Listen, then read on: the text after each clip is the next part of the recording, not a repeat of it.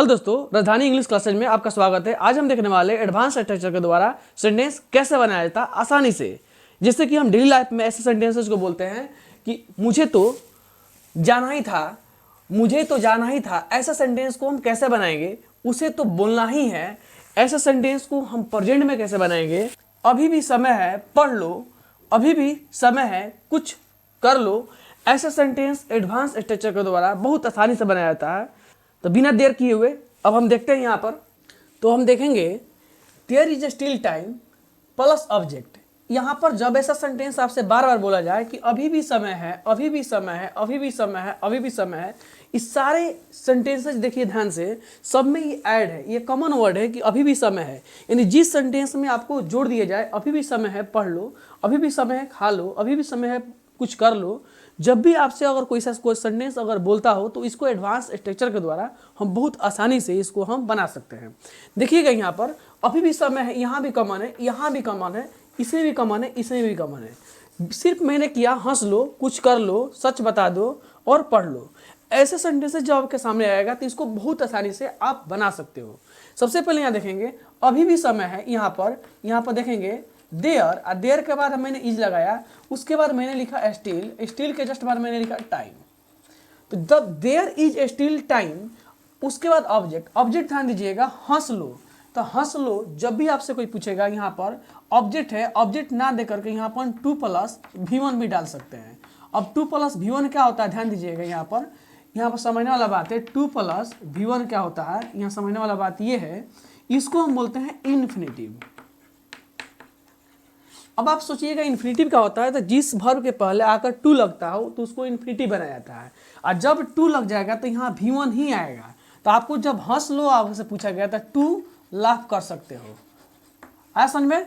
दूसरा देखिए यहाँ पर अभी भी समय है कुछ कर लो, तो आपको बनाना होगा, तो लिखना होगा देयर, देयर के बाद लिखना होगा इज, और उसके बाद लिखना होगा स्टिल, स्टिल के बाद लिखना होगा आपको टाइम, और टाइम के बाद कुछ कर लो, टू समथिंग। उसके बाद अभी भी समय है सच बता दो। जब भी आपसे कोई सेंटेंस पूछे ऐसा तो इसको बनाएंगे देयर इज स्टिल टाइम, यहाँ टाइम तो लिखना ही है। उसके जस्ट बाद इतना लिखने के बाद सच बता दो, तो यहाँ लिखेंगे यहाँ पर टू टेल द ट्रूथ, ऐसे ही यहाँ पर लिख देंगे। तो टू का प्रयोग हम इसलिए कर रहे हैं क्योंकि हम इस शब्द को इन्फिनिटिव बना रहे हैं। इन्फिनिटिव क्या होता है, 2 + V1 होता है, ठीक है। उसके जस्ट बाद है अभी भी समय है पढ़ लो, यहाँ होगा there is still time to, यहाँ पर आकर रुक गए, पढ़ लो। देखिए पढ़ाना का स्पेलिंग टीच होता है, पढ़ना का स्पेलिंग रीड होता है, तो हम यहाँ कर देंगे रीड। यहाँ हम स्टडी भी लिख सकते हैं, कोई दिक्कत नहीं है।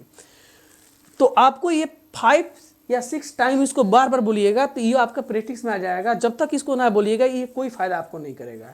तो आप इसको एक बार और देखिएगा, अभी भी समय है सच बोल दो, अभी भी समय है कुछ कर लो, अभी भी समय है ये बता दो, अभी भी समय है कुछ और कर लो। जब भी आपको सेंटेंस में ऐसा ऐड करके कोई दे तो इसको हम आसानी से एडवांस स्ट्रक्चर द्वारा हम बना सकते हैं।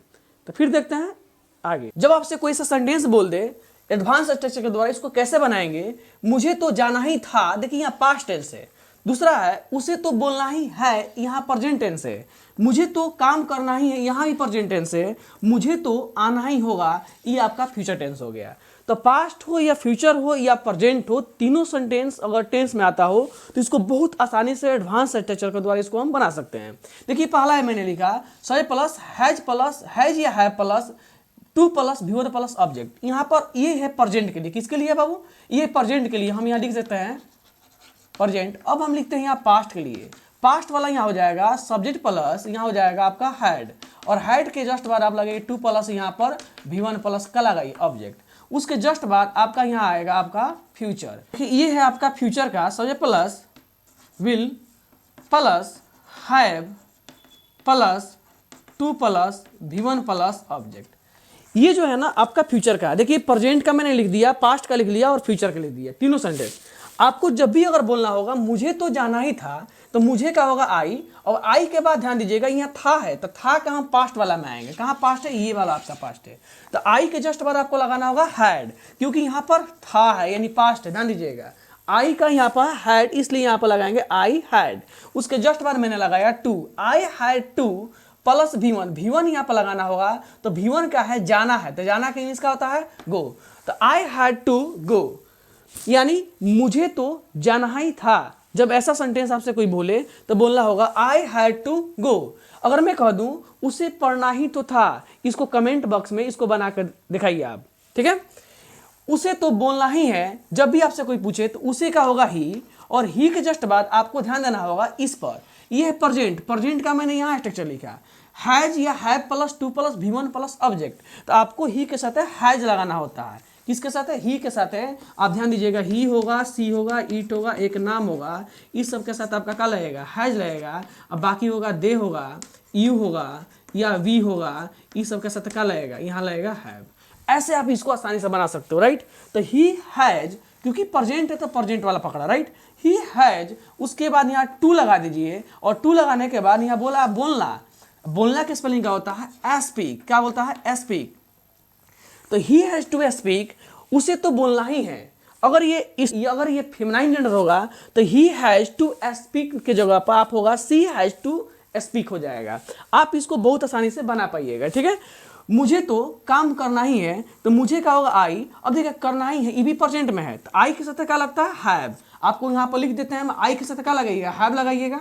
तो आई हैव टू, काम करना ही है, तो क्या हो जाएगा, डू वर्क। क्या होगा, डू वर्क। चाहे आप सिर्फ वर्क लिख सकते हो, कोई दिक्कत नहीं है, ठीक है। तुम्हें तो आना ही होगा, जब ऐसा सेंटेंस कोई बोले तो तुम्हें क्या होगा, यू, और यू के जस्ट बाद आना ही होगा। एक बात और ध्यान रखिएगा, जब भी आपसे कोई पूछे आना ही होगा, ये है आपका फ्यूचर। अब फ्यूचर में जब भी अगर आएगा तो यहाँ होगा शैल, विल के जगह पर सिर्फ विल लगाना होगा, विल प्लस है plus two plus V1 plus object. यानी आप इसको फ्यूचर बनाइएगा तो यू विल, आप ध्यान दीजिएगा, उसके बाद होगा हैव, हैव के बाद टू लगाइए, और आना का होता है यहाँ पर V1 कम।